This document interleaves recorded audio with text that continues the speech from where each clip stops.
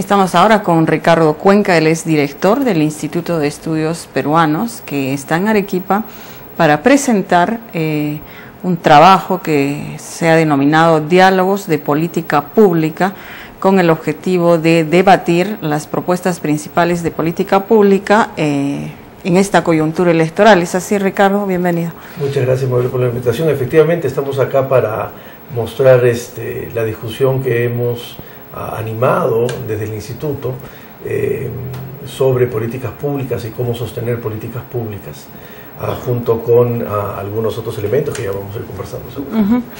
¿Cuál ha sido el grado de participación, el grado de receptividad de los movimientos políticos o de los candidatos en relación a iniciativas como la del IEP? Porque uno de nuestros grandes males supuestamente es falta de planificación en quienes llegan al poder, falta de seguimiento de grandes líneas políticas previo a un consenso mínimo, etcétera. Eso también es parte de los diálogos de política pública y cómo lo han recibido. A ver, creo que lo han recibido muy bien en un doble sentido. Los dos públicos a los cuales va dirigido. Uno, la prensa, porque creo que los hemos ayudado a tener las preguntas más concretas sobre base de datos y de experiencias claras. Y los representantes de los partidos y en general los partidos, porque creo que el país está atravesando un fenómeno electoral, y es que los planes de gobierno, cuando uno los revisa, se parecen más a planes estratégicos que a planes de gobierno. Entonces están con mucho dato, con mucha meta, con mucho calendario, con poca visión política, hay que decirlo. Y entonces esto les sirve mucho para darle sentido a estas propuestas. Entonces la contribución del Instituto ha sido fundamentalmente recopilar información, investigaciones y resultados de investigaciones para ponerlos al servicio. Entonces esa receptividad ha sido muy buena en general. Las convocatorias que hemos hecho a los representantes, ya sea por temas particulares o temas generales, ha sido siempre buena. No han ido todos, hay algunos que se han ausentado más que otros. No hemos tenido la suerte que el equipo técnico de Keiko Fujimori nos acompañe, por ejemplo, en ninguna oportunidad, pero nosotros hemos cursado invitación a los 19 partidos, ¿no? Bueno, el resultado de este trabajo está plasmado en unos documentos que la gente, me imagino, puede acceder, el público también, y participar de alguna manera en estos debates.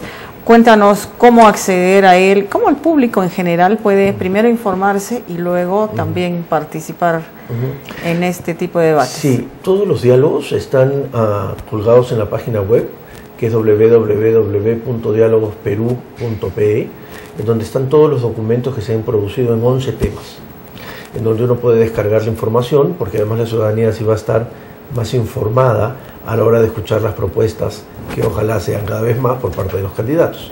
Entonces, y más concretas. Y más concretas. Entonces, por ejemplo, va a poder enterarse en Inclusión Financiera que el Perú, 3 de cada 10 personas tiene una cuenta de ahorros, y que el promedio en el mundo es de 6 de cada 10 personas, con lo cual se explican las ventajas de bancarizarse, porque se reducen los niveles de informalidad, se tiene un mejor sistema de información, y entonces uno puede, leyendo eso, escuchar al candidato o hacer una pregunta con las redes sociales y con la interacción: ¿qué dice usted que va a hacer para tener mayor inclusión financiera? O saber que 3 de cada 4 peruanos en las zonas rurales no tienen agua potable. ¿Qué va a hacer usted por el agua? Entonces hay como un dato concreto con el que obligo a los candidatos a reaccionar también de manera concreta. Entre todos estos 11 temas, me imagino que hay uno destinado a educación, hay uno, que bueno, siempre es la estrella de los debates preelectorales, porque todos son fruto de la educación, y la educación es la llave del éxito y del progreso, y etcétera, etcétera. Pero como dices, los programas no aterrizan en políticas de gobierno específicas, ¿no? Entonces, por ejemplo, en el tema de educación, ¿cuál es una conclusión general o qué te parece resaltante de que la ciudadanía conozca y que exija que los candidatos definan o debatan respecto a eso? Dos cosas que salieron muy importantes. Efectivamente, la educación es como la niña de los ojos en el proceso electoral.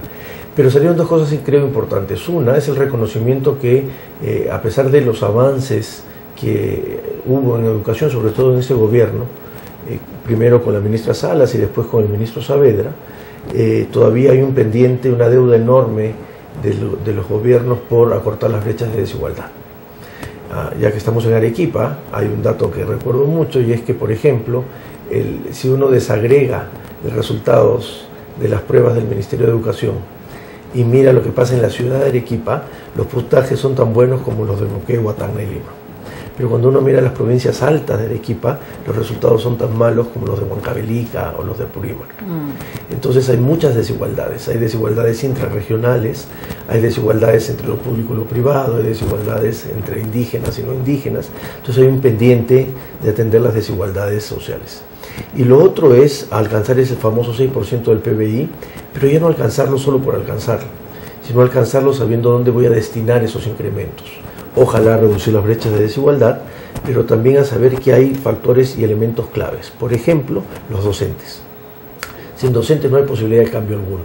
Y entonces una buena distribución de un presupuesto sería aquellos que carguen una importante cantidad a la mejor revalorización de la carrera, que incluya no solo pagarles mejor, que ya es algo que es un consenso y necesario, sino, por ejemplo, invertir en algo que no se ha invertido mucho, inclusive en ese gobierno, que tiene que ver con la formación inicial de los docentes, con quiénes son los que forman a los futuros docentes. Ahí hay un vacío, y esas son como unas conclusiones que han salido de estos diálogos, ¿no? Otro tema que preocupa mucho en regiones, ¿no?, es el de la descentralización y la relación entre el gobierno nacional, los gobiernos regionales, los gobiernos locales inclusive, ¿no? En general, los candidatos mencionan que van a reasumir las banderas de la descentralización porque este gobierno ha recentralizado varias cosas, varias facultades, pero también la principal, se menciona, la descentralización fiscal, pareciera que está todavía muy lejos por diferentes razones. Sobre esto, ¿qué tipo de reflexiones se han hecho? Yo diría que hasta 3. 2 y una tercera con un poco de condimento mío. La primera es que hay una evidencia clara que hay un alto nivel de desarticulación y de fragmentación en el Estado peruano. Y por lo tanto, no solo, tanto horizontal como vertical, por decirlo de alguna manera. Es decir, no solo dentro del propio gobierno nacional hay desarticulación entre los sectores, sino dentro del propio gobierno regional o dentro de los propios gobiernos locales. Pero más grave aún es que hay esta ruptura y este vínculo roto entre el gobierno nacional y el gobierno regional, entre el gobierno regional y los gobiernos locales, entre el gobierno local y el gobierno nacional. Es decir, en los 3 niveles de gobierno hay un enorme nivel de desarticulación, como primer punto. Como segundo es que efectivamente hay la manera como se ha concebido esta descentralización fiscal, porque sin dinero no hay posibilidades de tomar decisiones a los niveles subnacionales correspondientes, tiene que ver mucho con el diseño del Estado. Y entonces se ha estado forzando una forma de descentralizar divorciada de una reforma del Estado, y por lo tanto casi siempre vamos a ir en el fracaso. No solo va a demorar, sino que cuando llega no va a llegar de la mejor manera. Y el tercero, que tiene que ver, ya me escapo de los diálogos un poquito, con un trabajo que hice yo de investigación evaluando el programa Aprende Saludable, que es un programa intersectorial, una iniciativa intersectorial que parecía muy interesante, impulsada por la ministra de Javich, Trivelli y Salas, al principio del gobierno, en el que hacían un proceso de intersectorialidad entre el MIDIS, con la alimentación escolar, el programa de salud escolar y el programa de escuelas saludables del ministerio. Y el diseño era muy interesante, pero no llegó a aterrizarse porque, entre otras cosas, los niveles de organización de cada uno de los ministerios no es igual en las regiones. Entonces, en Arequipa, por ejemplo, la Dirección Regional de Educación tenía que vincularse con la dirección de la DIRESA, pero además tenía que incluir por ejemplo, el jefe departamental de Jaliwarma, que le hace caso directamente al ministro en Lima. Claro. Entonces hay unos desajustes y una arquitectura institucional que no está terminando de favorecer la implementación. Que dispersa todo, ¿verdad? ¿No? Bueno, hubiera sido interesante en esta campaña, precisamente si no fuera por los accidentes coyunturales, ¿no? que desvían la atención cada día, precisamente no se entraba a este nivel de debate, ¿no? En ningún momento, porque gana la atención pues estas inconsistencias, esta impredictibilidad de lo que va a pasar, ¿no? ¿Cómo eso ha afectado realmente el debate, consideras tú, y faltando 30 días, no sé, menos, ¿no? ¿Qué tanto podemos lograr ¿qué hacemos? El tiempo perdido? ¿Qué hacemos? ¿Qué hace la ciudadanía? Yo creo que exigir. Los ciudadanos, la mejor arma que tenemos es exigir de la mejor manera, por supuesto de la manera pacífica, no estoy estimulando una revuelta, exigir muchísimo que me respondan a mis necesidades, porque la farandulización de la política es muy fácil y todos nos pegamos de alguna otra manera, ¿no es cierto? Son como los programas de chismes y de farándulas de los artistas. Y creo que hay que luchar permanentemente contra no caer en la tentación de seguir alimentando la necesidad de farandulizar esa política y ese debate electoral. Y más bien pasarlo a aquello que luego me va a afectar. Porque que si una persona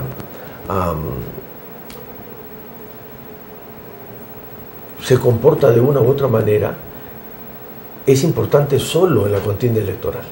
Pero las decisiones que esa persona va a tomar, luego, si es presidente o presidenta, van a ser los que me van a afectar la vida directamente, ¿no? Entonces, creo que hay que exigir, los ciudadanos tenemos que exigir por los mecanismos que ya existen, por las redes sociales, por los movimientos organizados, y decirles, miren, ¿qué va a pasar con el agua? ¿Qué va a pasar con, por ejemplo, la implementación del Código Procesal Penal en justicia, que no se ha discutido y que es fundamental para que la justicia sea justa, por decirlo de alguna manera? ¿Qué va a pasar con las desigualdades educativas? ¿Qué va a pasar con el tratamiento diferenciado de hombres y mujeres? No es posible que en el sector privado todavía el promedio de sueldo de los hombres esté dos veces más por encima de las mujeres. Mientras que en el público ha reducido un poco, en el privado no. Entonces, ¿cómo hago eso? ¿Cómo planteo políticas públicas? Los ciudadanos tienen que saber que la política pública es una decisión. Y es una decisión técnica sobre la base de una decisión política. Yo digo, yo quiero atender esto. Y esa atención me va a afectar directamente. Entonces creo que allí donde generamos una mejor cultura política va a haber mayores exigencias y por lo tanto los candidatos van a tener que responderme. ¿Tienes esperanzas de que la segunda vuelta pueda permitir un espacio más propicio para el debate, para la discusión de estos temas fundamentales? ¿Cómo ves la coyuntura actual? ¿Vamos a tener una segunda vuelta más o menos pacífica? Creo que sí, si es que tenemos segunda vuelta. Y ojalá que se calmen el asunto. Conversábamos antes y yo creo que ha sido un error enorme y una patada contra la débil democracia que tenemos, estas decisiones del Jurado Nacional. Ha enrarecido muchísimo el proceso electoral. Se ha privilegiado los caminos antes que las metas, los fines superiores como el fortalecimiento de la democracia han quedado supeditados a cuestiones muy procedimentales que no que sean menos importantes, pero que no han sabido ser sopesados en una mirada más estratégica y de largo plazo. Pero terminado estas semanas, espero que venga algo de calma, el país necesita eso, y en la segunda vuelta podamos por lo menos, insisto, obligarles a los candidatos que queden en la segunda vuelta a decir, bueno, ya pasó la pelea, ahora discutamos un poco más sobre qué es lo que van a hacer. Muy bien, muchas gracias. No, muchas gracias a ti.